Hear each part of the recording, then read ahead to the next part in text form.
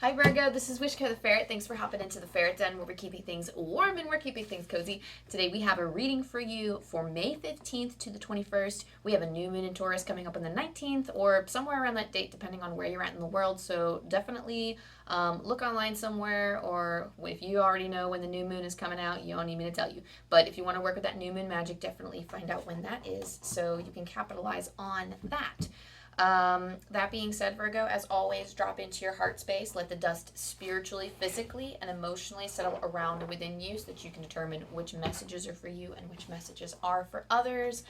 And I already said my prayers. I'd like to thank Archangel Michael, my spirit guides, and my angel team for taking me through this reading and for helping me connect with the Virgo energies, whether you're sun, moon, or rising, or if you're just, a wandering sign just coming through wanting to connect with the Virgo collective. Okay, that one wanted to come out, so we'll just do that. Let's see what we got. I just heard shine bright. Oh, and you got the star! Ah! Okay, that's been happening a lot with me. Like, that happened with Taurus too, where I don't know, I'm pretty sure something came out. Something came out of me, and it ended up being completely relevant to the next card. I don't think I've ever pulled that Tarot of Dragons card before. That's very interesting. So I'm going to see intuitively what I get from these cards before we start. But I just heard shine bright. So that could be a major theme for you moving forward this week. All right,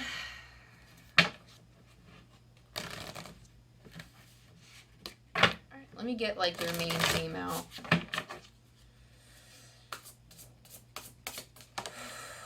Thank you.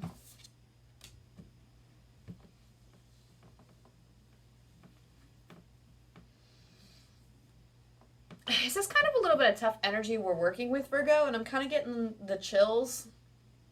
I do want to say that I see there's a card here, 22, which is a master number.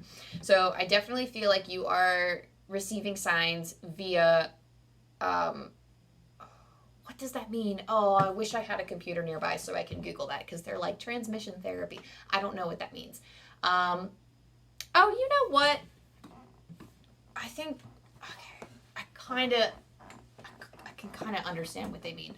Because I think that might be I don't, at first I was like, is that a message for you? But I think that was actually a message for me and what to do. Because I've been through a situation similar to this in the past, and I think they're okay, first of all, I'm not a therapist. I'm not licensed in any way. I do have a psychology degree, and I have done a lot of self-development, so I do have experience to assist, but this is just meant to be as a provided support to something like that. So if you are somebody who does feel caged or trapped, which I see with the Eight of Swords here, which is typically what it means, if you are I think anybody can benefit from therapy, and I would never tell someone to go to therapy, but I will say that it is a major blessing to actually put in the work for something like that if you have the resources to do so.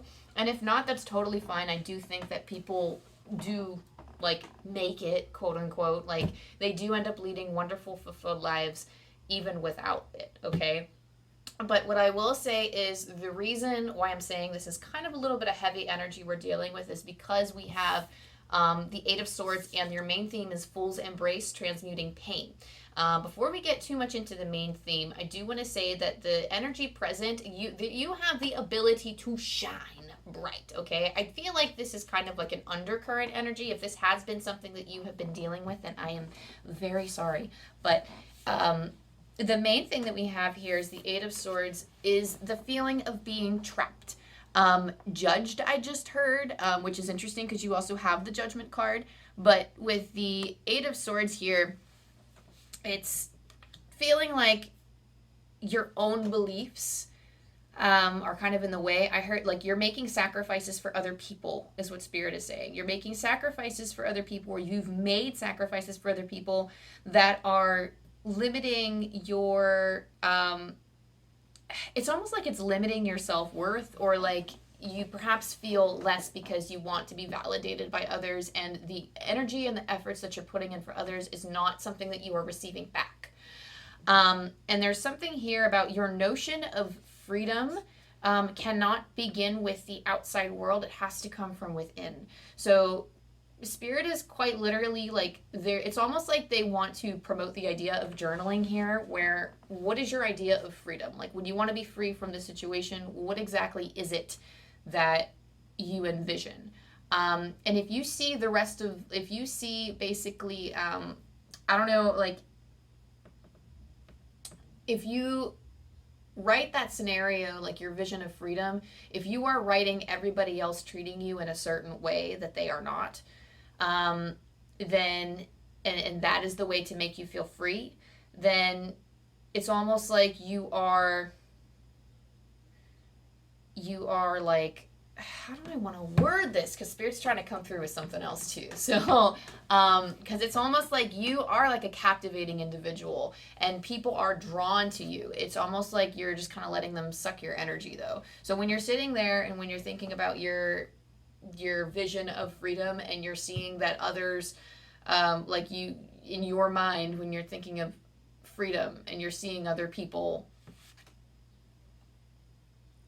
like changing and then you feeling free because of their responses, that's not really a true version of freedom. I feel like, for example, freedom for me is being able, for example, to go into my elementary school and feel no stress at all, even though there's chaos around me, because the chaos is not going to stop. These people in reality probably aren't going to change. We all change, but to change in the way that you want, it might not be feasible or possible, or they might just not be on that place in their timeline yet. So actively engaging with your own energy is extremely important in order to work through this. Like, what can I do in order to embrace more freedom? That's like that's going to be the journal prompt that I'm going to give you. What can I do to embrace my freedom? And actively choosing the things. It's like the way that you talk to yourself, I'm hearing, and it's like, no, I just heard no. So saying no is going to be incredibly important in order to harness that personal power, that feeling of freedom. So being able to say no without guilt is going to be very important for you as well. So the star card, which I'm very excited to get into because this was the first thing I just heard, because like I heard shine bright and then the star popped out at the same time. So the star card, first of all, it's a beautiful card in the Tarot of Dragons. Secondly, the star card is all about quite literally, it's like seizing the moment and really capturing your talents and your skills. You have kind of a, I'm not getting the sense that it's a physical lineage, like an ancestral lineage. Though some souls were born into your family that you've been with consistently for generations, like in your spiritual line. It's almost like in your spiritual team, you have a lot of souls that are they all support what you do, but it's almost like they're all of the same skill set, I guess. I don't know how to say this. Like, if you are a spiritual leader, okay, like just say you're a spiritual leader, or like, for example, there are a lot of firefighters in my family, and that spirit, like, I've had the urge to be a firefighter before out of nowhere, but it makes sense because it's from both sides of my family, from my mother's and from my father's. So that makes sense to me, and that urge is not only in the ancestral line, but there are like firefighters up, in heaven. They're like, oh cool, you want to fight fires, like go for it, like, but I mean, because of my ferrets and because of the life that I chose and the path that I walk, that ended up not being what I chose to do, which is fine. But Spirit is saying that whatever it is, whatever storm you're weathering now, whatever it is that you're going through, you have ancestors or you have spirits on your spirit team that also engage with whatever it is that, whatever gift you are bringing to the world, and they are trying to help you shine in it. But you need to allow them to come in and support you. So quite literally, anything that lights you up, anything where you're following your spark, if an idea gets you excited, but then you talk yourself out of it, that's not cutting it. So if you have an idea and it might seem a little scary or stepping out of your comfort zone, Spirit is like, that's us telling you to go. Like, that's your spirit kind of coming through. That's your own higher self, your own soul calling for you to do something, and then feeling that initial urge or that drive to do something that you feel inspired to do is also kind of Spirit kind of riding on your higher self's coattails and trying to encourage you to go do it, and they want to support you in trying whatever it is that you feel inspired to do. I don't know if this makes sense. I'm sorry, y'all. It's coming through of like it's kind of like a reflection of the afterlife type of deal where, you know, when we are in spirit and things do feel like thought energy. And, you know, I mean, what do I know? Because I'm a human, but I have been studying soul consciousness a lot recently, and it's hard to explain or put into words exactly what I'm hearing, or what I'm able to, I'm trying to articulate it properly. But essentially, the way that soul consciousness flows, it does feel like this, in standard terms, in layman's terms, they are supporting you. Anytime you feel inspired, that's your higher self, and that's them wanting to help. I just heard retreat to your cave. Retreat to your cave in order to make this decision. Whatever decision you have to make, you have a Two of Swords decision. It will require your intuition, because you see the dragon here is hiding behind his golden wings. So it is actually pretty important that you retreat to, the card doesn't show this, but Spirit is quite literally saying you might have to withdraw into yourself or go back to your cave or whatever it is that, whatever your safe space is, so that you can recall a time when you felt, first of all, the most safe. For whatever reason, that's like, okay, so here's what Spirit wants you to do. Go into your cave, recall a time where you've been safe, and then think about your question again, forgetting your external circumstances for like 3 seconds. What is the first thing that comes to your mind? Go into your safe, happy place, and like that's going to be the clearest way you're going to hear your inner voice or your soul, okay? Is when you are calm, when you are relaxed. That's when Spirit speaks the loudest, because that's when we are the most present with ourselves. That's when we are the most grounded within ourselves, and that's where we let our dreams sort of kind of take wing. And intuition and imagination are so closely connected. I say that all the time.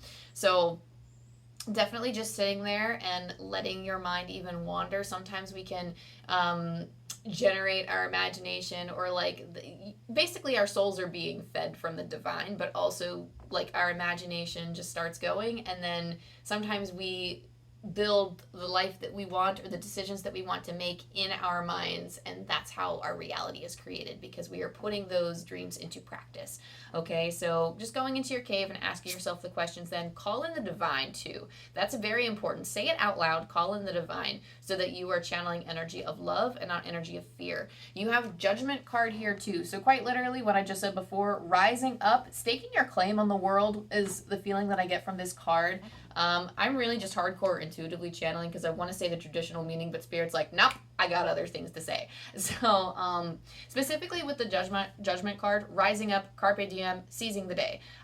They're quite literally saying, put one foot in front of the other, and that's all you need to do. Do what's in front of you and stop thinking long term, because long term you're going to get tripped up and you're not going to be able to do the work in front of you, because you're going to be tripping over it. And you might fall face first in the dirt. That doesn't mean that anything awful is going to happen. It just means that, like, you know, you want to walk your path without stumbling, and it's going to just make things easier if you just do one thing after the other after the other. That's how you accomplish things. That's going to be your mark of achievement, is when you start doing bump, bump, bump, bump, instead of looking at the big chunk of things that need to be done, or the kinds of choices that you have to make now. You know? And the Ten of Cups, there is something to be, there's like fulfillment to have this week. There is so much fulfillment for you, and I won't even say it's in the future. It's here to be seized now. And let me just actually move closer in a more comfortable position so that I can show you this card a little longer. Because what we see here is a family of dragons. You don't necessarily have to have your own family. You don't have to have a lover. You don't have to have the perfect job. This is, and first of all, that's it. Those are the northern lights. I don't know what those are, but it's a beautiful sky. The Ten of Cups is the mark of a happy future and the happy emotional fulfillment, because the cups is the suit of emotions. We have just like an incredible urge. For whatever reason, I'm hearing you have an incredible urge to fight life, and that's not necessary. It's not necessary, because emotional fulfillment is something that you already have. Just be at peace with the things. I would hate to say like, oh, be grateful for what you have.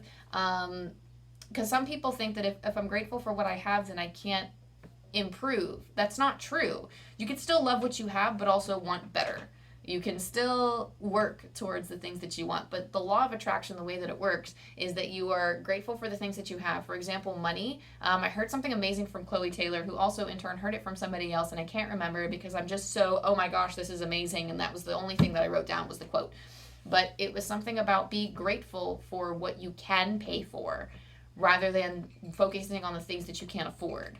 And that is something that I absolutely love and I absolutely adore, because that is a very important way to tune into the energy of, first of all, wanting to curate financial abundance. Focus on the things that you actually can afford so that you can generate more of that. It's just the thing with the law of attraction. It helps bring opportunities forward because you are focused on what you do have rather than trying to generate what you don't have, because you will always be focused on the things that you don't have, because there are so many things in life that we don't have.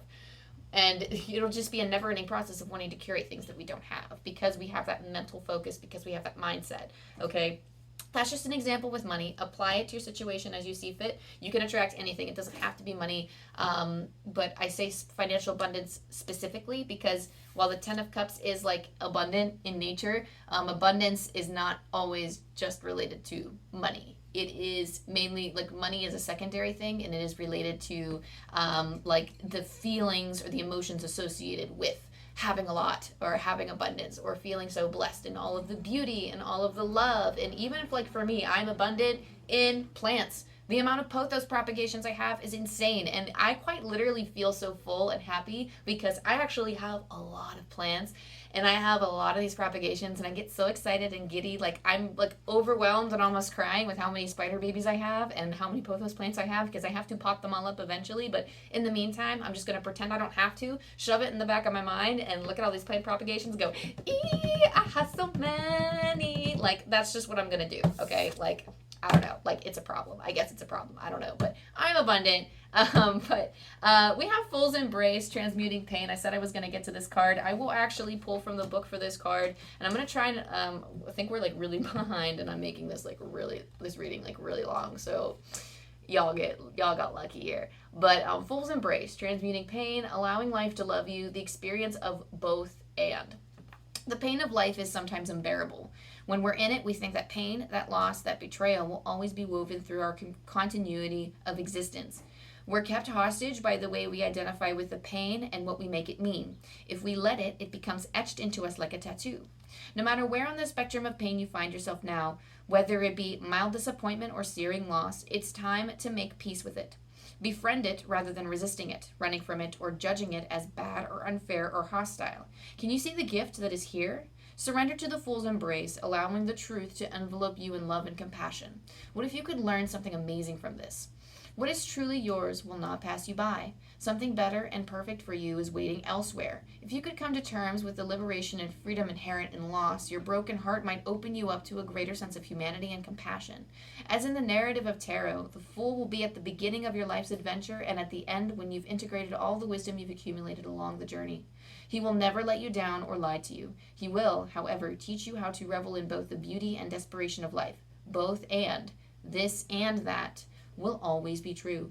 Remember, the pearl can't be created without the gritty sand causing discomfort and acting as a catalyst in the oyster. Your pearl is discovered in radical acceptance that everything has value. All is well now and will be well. Remember that today as you feel the Fool's Embrace. I got the chills. So I get this card actually pretty often. So this is why I feel like I had to read it from the book, because that message is way more powerful than anything I could ever come up with from my mouth. Okay. We're going to pull a few angel cards, actually, before we close out your reading. Let's see what we got here for our Virgo energies. It's a damn cold life, trying to figure out... Wait, no, that's night. Damn cold night, trying to figure out this life. That's a song that's popping up into my head right now. Avril Lavigne? I can't remember what it's called. Won't you take me by the hand, take me somewhere new? I don't know who you are, but I'm with you. That feels like a call. I don't know. That feels like a message from Spirit, saying that they're with you even in rough times. You also have Peacekeeper, let go of the need to be right, and you have the card Yes. Interesting. A lot of other signs have been getting Yes recently. So I do feel like whatever tumultuous adventure you're on, really just embracing the energy of peace. Instead of, I just heard like calling it quits. Perhaps you've been wanting to call it quits on something. So perhaps like whatever it is that you feel the need to let go of and surrender, whatever it is that you just want to, it's almost like there's this rough housing energy, and I don't know how else to say it, but it's almost like if there are negative energies around you that you're engaging with, Spirit is almost saying lay down the weapons and kind of step back and don't engage anymore. Call it quits on that behavior, and then that in turn will kind of be the catalyst for the answers that you are looking for, the like your next step. Basically, it might not be exactly what you want to hear, it might not answer the direct questions you have, but it'll be what you need to hear in that present moment. So quite literally engaging in the energy of peace will help illuminate the next steps forward for you. So we also have Galactic Mushroom, the Divine Matrix. Let me actually. Okay, I meant to open the book to refresh my memory on this card, but Spirit says engage with it intuitively, so I'm just gonna pop that back down. Galactic Mushroom, the Divine Matrix. So they're giving me the word plume. It's almost like your energetic frequency right now.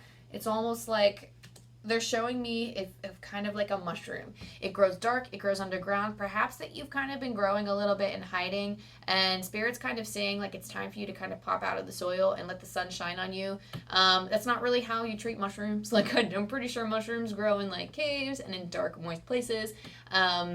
But it's almost like they're saying like it's like your energy is almost kind of like you have a lot of energy within you, and then it's like pushing out to the rest of the world. So whatever energy that is within you at this time, if it is chaotic energy, then you will probably like breathe chaotic energy to the energies around you, to other people around you, to the situations. But if you embrace the energy of peace, then that might also in turn, like, I don't know, the word instigate is not the right word, but instigate peace in another, or promote calm in the environment around you just by being the calm one. So if you ever notice, this kind of reminds me of somebody who is shouting. And have you ever noticed that when someone's shouting, if you keep your voice from raising and you actually keep a level, soft tone, that actually helps them bring it down. They're not aware of it sometimes. A lot of people, when that happens, they're not actually aware of it. And I actually do this. When I work with children, I actually use this technique when they're shouting and I'm still talking to them, like, very calmly, and then they start to bring their voice back down. They might not bring it down to the same level as me, but they'll subconsciously bring it down. They won't realize they are, but they'll bring it down a little bit. It's a natural human reaction because we want to match the environment around us. It's an adaptability. It's a social feature. It's like a social mechanism that we all have, and I'm pretty sure it's like a neurological, psychological thing as well. But the Divine Matrix is like focused on our interconnectedness of everyone and everything and how we cause that ripple effect in other people. So with being the peacemaker and with quite literally just breathing peace and being like, you can be a shining star and be very peaceful at it. You don't have to shove yourself and your authentic voice down people's throats, but just confidently living in your truth and your authentic truth, and like quite literally I just heard stand still. So if you're somebody that like quite literally just like has to move in order to act on whatever it is that's happening, quite literally, like if like especially like if this thing, I can't even think of an example, but it's almost like these people will get aggravated if you move around a lot. So just stand still. It's not like you're doing what they want, it's more peaceful to just stand still and kind of let them also kind of slow down a little bit. Some will speed right past and then go on about their day and will be in raging fits forever. And others might slow down a little bit and notice you taking a pause and might actually want to emulate that for themselves because they covet the peace that you have. So anyway, I mean, like, it might not be, I'm sorry if that's not 100% clear. That's just, Spirit speaks to me in metaphors and images, and just apply them to your situation as you see fit. But yeah, let's see I just see a lot of like covering eyes. I don't know what this is. Like the Eight of Swords, he's covered in vines. The Two of Swords, his golden wings are covering. In the Fool's Embrace, he's closing his eyes and he's kind of like he's wrapped up in himself and hiding from the world. And I even just talked about the galactic mushroom. Like a lot of the images are coming down like this. So a lot of the images actually are. Like, and I just said it, but I'm sorry, I meant to say with the galactic mushroom that it's like in a cave and like kept in the dark, and it's almost like I do feel like you're in a hiding phase right now, and I think that is a mechanism of protection. Like you are protecting yourself from the outside world, and that's totally okay to go within yourself. But we do have surrounding cards cushioning the Two of Swords that's hiding behind his wings. With Judgment and the Star, you do see in the comparison that they're both looking up to the sky and they're both shining bright. I do feel like you will, in time, want to shine your light because that's what you're meant to do. Is you're meant to come out and you're meant to shine. But right now, I do see you taking a more protective stance, and that is totally okay. That's totally fine, Virgo. You gotta do what you gotta do. Okay. 4, 6, 5 for your angel dice. We're gonna pull from Angel Numbers by Kyle Gray as always, and we'll see what we got. Your experience of miracles is down to your capacity to believe they are possible and you are worthy of them. One more time. Your experience of miracles is down to your capacity to believe they are possible and you are worthy of them. Also, interestingly enough, you have 22 and 24 for your Oracle cards. So again, with the whole 2, maybe 2 is like a special number for you, and also seeing 4 twice too, so that could be a special number for you as well. But anyway, Virgo, that is your reading. Thank you so much for tuning into the Ferret Den, and thank you to your angel guides and your spirit team, my angel guides and spirit team, for helping me channel this message for you. It was such a wonder. I wish you nothing but the best week. If this resonated with you in any way, go ahead and like and subscribe, all the things, comment down below, and let me know if you so feel called. No pressure, no need to worry. How it resonated with you, and that would be pretty cool because I love hearing about y'all and how I cause my own ripple effect in the world. I do have a Patreon launching very soon, and I do post things often on this channel, such as weekly zodiac signs. I post pick a cards occasionally. I will sometimes post collective readings as well. So yeah, all the things. So I love you, Virgo, and I'll see you next time. Bye.